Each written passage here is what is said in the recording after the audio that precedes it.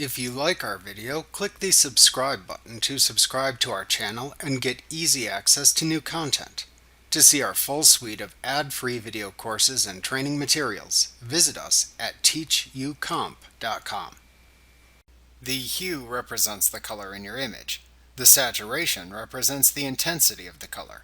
You can adjust these settings further with the Hue and Saturation command. To do this, select Enhance, Adjust Color, Adjust Hue/Saturation from the menu bar.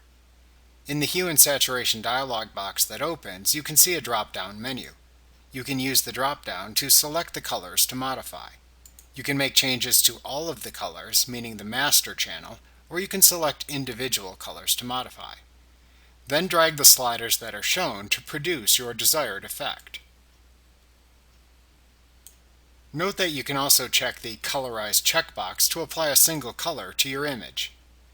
This can produce a nice tinted effect in images, such as colorizing a grayscale photo.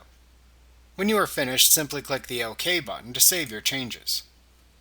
Remember to click the subscribe button to see more of our videos. Get ad-free courses at teachucomp.com.